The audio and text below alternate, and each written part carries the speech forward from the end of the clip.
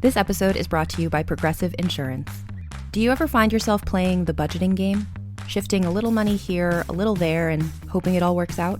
Well, with the Name Your Price tool from Progressive, you can be a better budgeter and potentially lower your insurance bill too. You tell Progressive what you want to pay for car insurance, and they'll help you find options within your budget. Try it today at progressive.com. Progressive Casualty Insurance Company and Affiliates. Price and coverage match limited by state law. Not available in all states. Hi, I'm Sam Payne, host of the Appleseed Podcast. This season, imagine this: a crackling fire, a mug of cocoa, and family gathered around a great story. All you need is the fire and the cocoa. We'll take care of the stories. Join us in every episode of the Appleseed Podcast for folk tales, fairy tales, family stories, tall tales, and more, shared by some of the country's most beloved storytellers, and just right for gathering around. Make it a Christmas season to remember with the Appleseed Podcast. Find the Appleseed wherever you get your podcasts. Coming up, an adventure in 19th century Mexico with a mad scientist. An optimistic sci-fi novel. Plus, our distraction of the week. I'm Mel. I'm Dave. This is the Library of Lost Time. Silvia Moreno-Garcia has become one of my must-read authors. Her book, The Gods of Jade and Shadow, is charming and made me explosively ugly cry. That's the highest praise I can give. All of her books are set in Mexico, and her settings are very vividly rendered. Her latest is The Daughter of Doctor Moreau, and it's a riff on the sci-fi classic. She moves the action from an island to a ranch in 19th century Yucatan, Mexico, and gives it a feminist spin. She has a real affinity for taking the tropes of iconic genres like noir and vampire lore and folk tales or a Gothic manor house story, and kind of subverting your expectations to make it into something really fresh. The Daughter of Dr. Moreau combines fantasy, adventure, and a little romance. It's out on July 19th, and I can't wait to read it.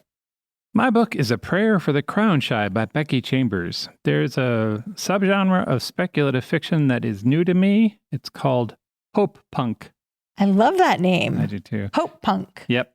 Wikipedia describes hope punk as being about positive change, radical kindness, and communal responses to challenges. One of the leaders in that movement is the author Becky Chambers. The second volume of her Monk and Robot series just came out. As the title of the series suggests, it's about a monk and a robot. It's right there in the title. It is.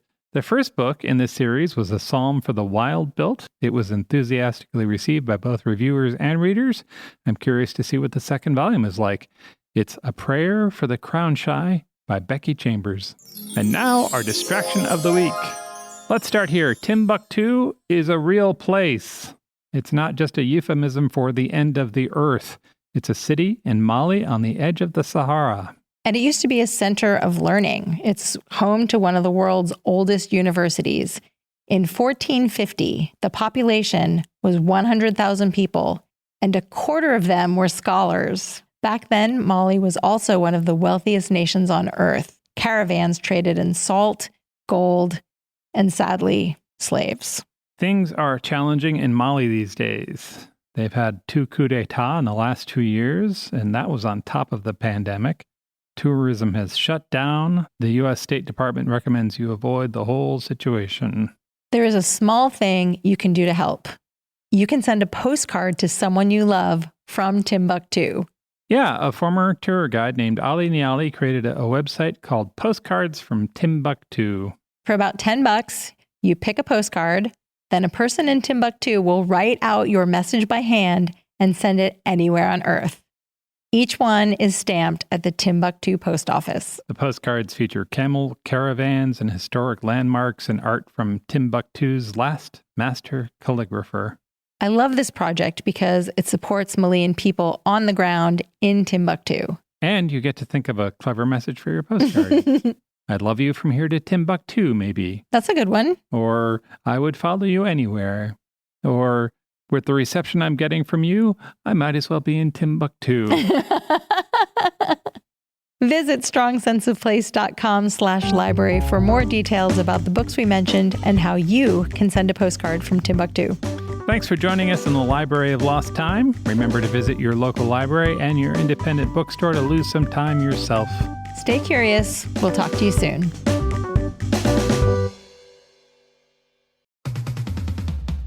I'm Amy Nicholson, the film critic for the LA Times. And I'm Paul Scheer, an actor, writer, and director. You might know me from The League, Veep, or my non-eligible for Academy Award role in Twisters.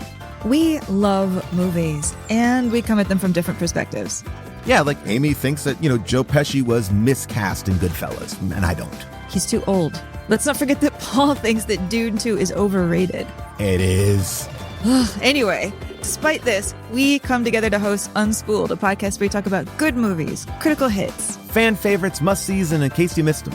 We're talking Parasite to Home Alone. From Grease to The Dark Knight. We've done deep dives on popcorn flicks. We've talked about why Independence Day deserves a second look. And we've talked about horror movies, some that you've never even heard of, like Ganja and Hess. So if you love movies like we do, come along on our cinematic adventure. Listen to Unspooled wherever you get your podcasts. And don't forget to hit the follow button.